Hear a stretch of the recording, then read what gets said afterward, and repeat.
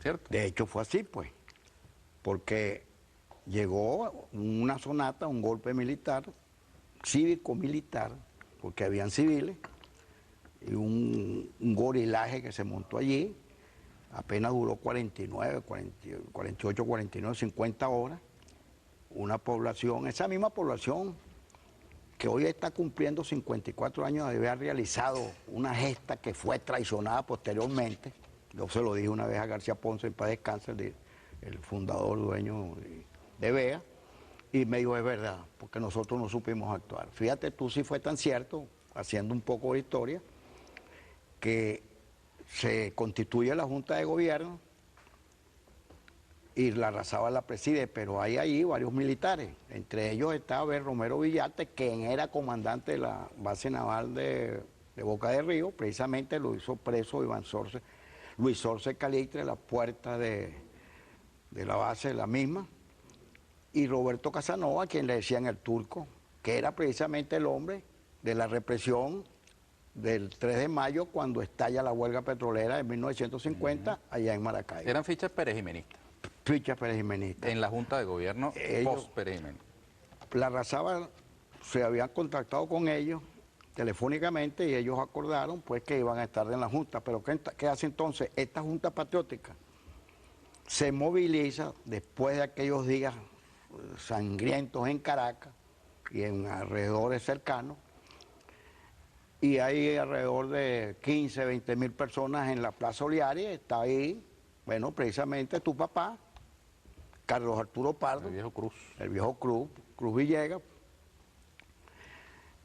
Carlos Arturo Pardo, Eloy Torres, Douglas Bravo y otra dirigencia comunista, y se llevan ese gentío para la Puerta de Miraflores y presionan de tal forma que tanto Roberto Casanova como, Romero Villate salen de la Junta, pero entonces la Junta misma, Junta Patriótica, y el Partido Comunista, que era quien tenía las riendas en la calle de Caracas, no exige que nombren por lo menos a Fabricio Ojeda. ¿Y quiénes entran? Eugenio Mendoza, quien se va a Nada cobrar, más y nada menos. nada más y nada menos, quien se va a cobrar los materiales que le había fiado a Pérez Jiménez para las construcciones que en efecto se habían realizado.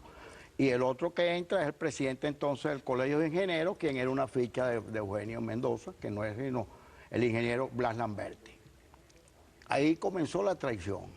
Pero Ernesto, esto es importante que lo hayas preguntado, porque en el transcurso de ese año, el primer comandante, cuando Luis Evencio Carrillo, todos los mayores fueron ascendidos a tenientes coroneles, a comandantes, pues. Y todos subieron un grado más. Emiliano Peña Peña pasó a comandar en la escuela de paracaidistas. Entrega a Enio Ramón de Cordero, quien había sido ascendido a mayor. Bueno, Ortiz Cordero, como bien se lo dijo Edgar Sanabria, le dijo, usted salvó la democracia. ¿Por qué? Porque no se puso de acuerdo con el alzamiento de Castro León. Dijo, yo no ayudé a tumbar un dictador para montar otro. Eso lo dijo en una reunión militar en Maracaibo. ¿Y por qué tú dices que yo estoy en esto? Porque yo era de su plana mayor en el asalto a la base de Boca del Río.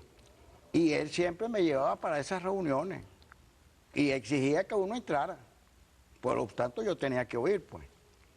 Y además oía las conversaciones, porque la escuela de paracaidistas se convirtió en el centro motor de todo lo que fue el año 58. ¿Tú dirías que así como el espíritu combativo popular del 23 de enero termina siendo traicionado con la exclusión materializada en el pacto de Punto Fijo que saca a los comunistas y que, digamos, le da a los gobiernos, particularmente del de Betancur, León y los de su estirpe, un carácter sumamente represivo, ¿no? También al interior de la Fuerza Armada hubo una suerte de traición a la juventud militar que, por ejemplo, con Trejo se alzó contra Pérez Jiménez y luego terminó, digamos, usurpado ese movimiento. Por supuesto, fíjate tú, aquellos eran unos militares que, yo no voy a decir que posteriormente no tuvieron virtudes, claro que lo tuvieron, porque si no veamos esa cantidad de movimientos el barcelonazo, el carupanazo, el Se porteñazo. cumplen 50 años, por cierto, este año de esos movimientos, ¿no? Sí, sí, exacto. El uno fue en el 62, o el 61 el barcelonazo, 62 el carupanazo. Inmediatamente a los días, 30 y tantos días después, el porteñazo. Después muere, hubo en Ramo Verde donde muere, creo que era el padre de Ibellice Pacheco, un general Pacheco, un coronel Pacheco, mayor Pacheco, en Ramo Verde. En fin, hubo una serie de actuaciones, hasta esa sonórica, pues, y grandilocuente, que no fue otra que la del 4 de febrero, que marcó lo que se llama el rescate por parte del pueblo de su traicionado 23 de enero. ¿Tú establecerías un hilo histórico entre el 4 de febrero y el 1 de enero y el 23 de enero? Y esos otros porteñazos, carupanazos. Totalmente. Fíjate tú, eso lo ha dicho el mismo comandante y hay escrito suficiente. Yo en Actualidad Educativa he escrito también varias veces. Si no hay Caracazo, el 4 de febrero se hubiese podido prolongar más. Pero es que obviamente pues aquello fue una masacre. Ahí no hubo, como se dice, 50, no, ahí hubo sobre 3.000 muertos. Acuérdate cómo agarraban las .50 ametrallando a los bloques, donde vivía la población. ¿Verdad? Bueno, entonces, eso te da una demostración de lo que realmente fue aquello, eso que llamaron el Caracazo. Mira, yo a las 2 de la tarde estaba ahí frente de donde vivo, y donde tengo la oficina. Bueno, a las 2 de la tarde yo no veía nada en aquella Caracas, a las 2 de la tarde, ¿qué era lo que estaba pasando? Bueno, había una gran convulsión, pero también había una gran represión. Porque no te olvides que el que presidía el gobierno era el heredero directo de aquello que se llamó disparar primero y averiguar después, que coincidencialmente fue emitido por su autor el 24 de enero de 1961, es decir, al siguiente día de haber sido promulgada la constitución esa que va a durar hasta el 99. Y la moribunda que nació suspendida, ¿no? Sí, pero que no solamente eso, hay discusiones, hay gente que está haciendo trabajo donde hablan de 500.000 de muertos en esos 40 años. Yo no me atrevo a decir que fueron tantos en la situación política, pero sí ubico 200.000. ¿Tú dices que la llamada democracia representativa le ganó a Pérez Jiménez en esa...? ¿Cómo no, chico? Pérez Jiménez tiene 30 y tantos muertos y se pueden contar.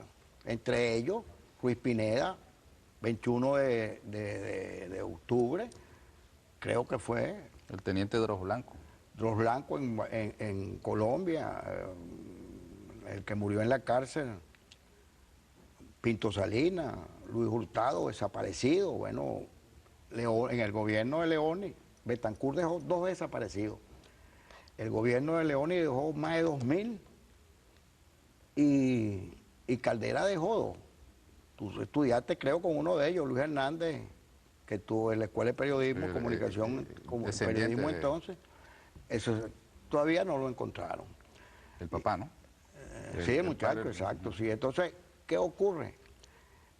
Primero te digo, no, vale, no. Bueno, tú puedes ver que mientras en el Caracazo hay, yo estoy hablando de tantos miles de muertos, entre el 1 de enero y el 23 no pasan de 100, es decir, que no hubo una masacre.